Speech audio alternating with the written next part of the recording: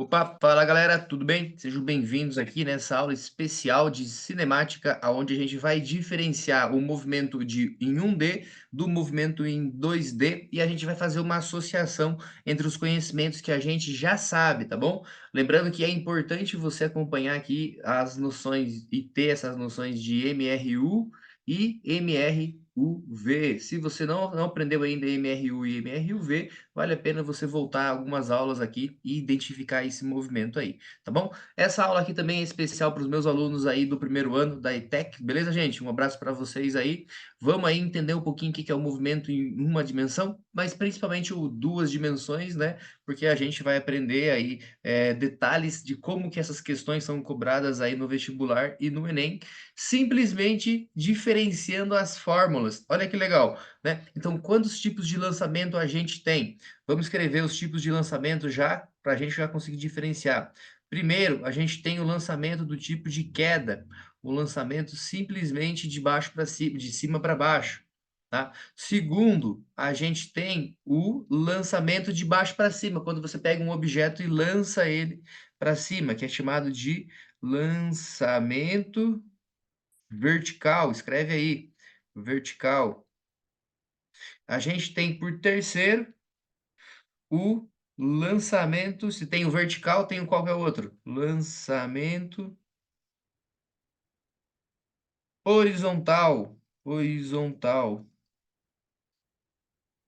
tá? E a gente tem também um quarto tipo de lançamento, que é o próximo slide, eu já vou falar para vocês qual é ele, né, que é o principal dessa aula aqui, né, já tinha desenhadinho ali no gráfico anteriormente, talvez você já saiba, né, que entendendo esses três, esse quarto fica muito fácil, tá? Vamos começar pelo mais simples de todos. Se você já se ligou ali no movimento acelerado, no movimento retardado, você já consegue identificar aqui no movimento de queda, a gente vai ter um movimento do tipo acelerado. Por quê? Porque ele está parado num lugar mais alto do que o chão, ele está parado nesse lugar mais alto. A gente pode considerar aqui uma mão segurando um objeto, segurando uma bola, por exemplo. E quando a gente pega esse objeto, ele fica numa altura acima do chão. E essa altura é o que vai determinar as leis do movimento. E ele é um movimento do tipo acelerado, porque quando a gente tem uma altura, a gente tem algo puxando para baixo, acelerando isso, que é a tal da gravidade. Beleza? Então, isso é a queda, é o movimento de queda, também conhecido como movimento de queda livre, tá? E a gente tem também o movimento de baixo para cima, que é o contrário desse. Ao invés de eu pegar o objeto, levantar com ele e soltar ele, eu vou pegar ele de baixo para cima. Vamos considerar que ele sai do chão aqui, né? Um jeito da gente imaginar um objeto saindo do chão. Você pode imaginar uma bola quando você empurra ela na piscina, você empurra para baixo, daí você solta, ela sai exatamente da altura do chão. Então, quando a gente tem esse movimento, ele tem velocidade inicial indo para cima e ele vai ter a aceleração puxando ao contrário. O nome dessa aceleração é gravidade. E quando a gente tem a velocidade em um sentido e a velocidade e a aceleração no outro sentido, esse movimento é um movimento do tipo retardado. Belezinha? Então a gente tem ali então o movimento de queda, movimento acelerado e o movimento retardado, que é o movimento de lançamento vertical de baixo para cima, tá? E a gente tem também o lançamento horizontal. O que acaba mudando no lançamento horizontal, ó, é que o meu movimento ele não pode ser mais visto em uma dimensão, né? O que que seria uma dimensão? Apenas um eixo do movimento. Então, esses dois primeiros aqui, né? O movimento de queda e o movimento de lançamento vertical, fechado. Então, esses dois, eles são em 1D. Agora, o lançamento horizontal e o próximo lançamento, que é o quarto aqui, ó, que é um dos mais importantes, a gente só consegue entender eles em duas dimensões, em 2D. Tá bom? O que que seria esse 2D? Eu a me afastar do objeto, olhar ele de lado. Então, a velocidade inicial dele vai estar para frente agora, né? E essa velocidade inicial é uma coisa que é bem legal, gente, porque ela não depende da altura que eu solto esse objeto, né? A altura que eu solto esse objeto, ela vai determinar simplesmente o tempo em que ele vai percorrer, né? Ele vai percorrer aqui a trajetória né? Então, a altura determina esse tempo, mas a velocidade dele, que é para frente, ela não vai mudar, ela vai permanecer sempre a mesma. Uma coisa que é legal, então, que no movimento horizontal, a única coisa que a gente vai fazer é separar o movimento aí em duas dimensões. Uma para o movimento que vai acontecer na horizontal aqui, ó, vamos chamar a horizontal de x, então vai ter uma velocidade em x, e ela vai ser do tipo MRU, retilíneo e uniforme. Você pode imaginar como se você enxergasse a sombra lá embaixo desse movimento, né? Seria uma linha reta, e essa linha reta sempre teria a mesma velocidade até chegar no ponto final aqui embaixo, tá bom? E de modo semelhante, olha que legal isso, você poderia observar ele de frente. Se você observa ele exatamente de frente nesse sentido aqui, você quase que nem vê ele andando, né, na sua direção, você só vê o movimento de queda.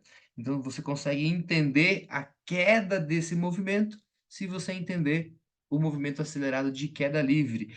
E a junção dos dois tem então essa trajetória que a gente tem aqui no lançamento horizontal. Tá bom? Então anota aí, primeiro tipo de lançamento, segundo tipo de lançamento e terceiro tipo de lançamento, tá bom? Nas aulas futuras a gente vai trabalhar com eles em detalhes, não esqueçam disso daí.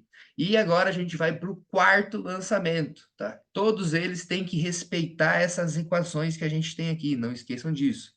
Tá? A equação de velocidade tem que respeitar, a equação de aceleração tem que respeitar, tá? E a equação de função horária, eles têm que respeitar também, porque são as leis do movimento, né? Aí que está a ideia legal da física, conseguir entender a natureza, entender os movimentos. A gente tem, então, o lançamento oblíquo, e obrigatoriamente também ele vai ter fórmulas comuns. Mas o que acaba mudando aqui no lançamento oblíquo, gente, é que a gente já parte, né? Já parte de um determinado componente. Como assim, professor? Vamos desenhar aqui, então, o que seria o lançamento oblíquo. E o lançamento oblíquo, então, ele é o nosso quarto tipo de lançamento. Escrevam aí. Lançamento oblíquo, se vocês olharam lá no comecinho do gráfico, tinha um canhão, e esse canhão, ele apontava com um determinado ângulo. A palavra oblíquo significa determinado ângulo mesmo, tá? Então, esse ângulo, ele tem que estar em relação a alguma coisa. Como assim em relação a alguma coisa, professor? Em relação ao chão. Eu tenho um determinado ângulo, esse ângulo é a minha inclinação. Geralmente ele é descrito como a letra θ, né? Então, o ângulo, ele vai ser a letrinha θ, tá? E com ele, a gente vai diferenciar, então, aí, ó, a velocidade real, que é a velocidade, ó, eu vou desenhar aqui agora a trajetória que ele vai percorrer, que é a velocidade responsável pela trajetória que esse meu objeto faz aqui, que essa minha bala de canhão faz, né? Então, ao longo de toda a minha trajetória, ó, essa minha velocidade, se vocês perceberem aqui, ó, ela vai... Opa, que já mudei muito, né? Ela vai se modificando de direção. E isso dificulta a gente. Por quê? Porque ele entra na categoria também de movimento em duas dimensões, né? E esse fato de modificar a direção dificulta a nossa compreensão do movimento. Então, uma coisa que a gente vai fazer, né? Uma coisa que a gente vai fazer é separar esse movimento numa componente, como se fosse aqui, ó, a bala de canhão, e a gente enxergasse a sombra dela. Então, seria componente no chão. Componente no chão é chamada de componente em X, então a gente teria aqui uma componente do tipo velocidade no eixo X, e de modo semelhante, né, você pode até imaginar aqui que você tem um paredão e você enxerga como se fosse a sombra desse projétil subindo para cima e descendo, como se fosse aí uma projeção de uma parede, que é o eixo Y. A gente pode chamar também, então, essa velocidade vertical de velocidade em Y. E ao longo de toda a minha trajetória, olha que legal isso, ó, eu vou freiei aqui, né? Ficou meio esquisito. E ao longo de toda a minha trajetória, o que vai acontecer é, da parte de baixo, essa parte em X aqui, ela continuar respeitando, opa, essa parte em X aqui, ela respeitar MRU, então a velocidade ali é constante, e essa parte de cima aqui, respeitar MRUV, que é o que a gente vai fazer com fórmulas comuns, cada um dos movimentos específicos em cada uma das aulas.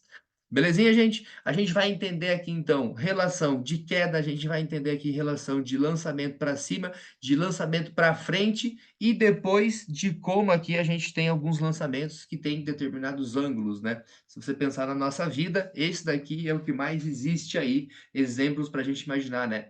Você arremessando um objeto para alguém, um jogador de futebol dando um chute na bola, alguém rebatendo uma bola no ping-pong, então a gente tem todos eles esse tipo de lançamento aqui, que é o tal do lançamento oblíquo.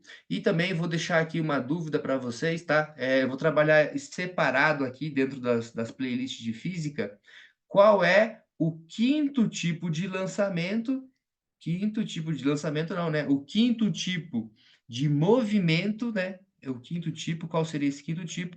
Que também é em 2D. Qual será ele? É um tipo de movimento em 2D que eu não falei aqui, mas a gente também consegue entender ele a partir de fórmulas simples.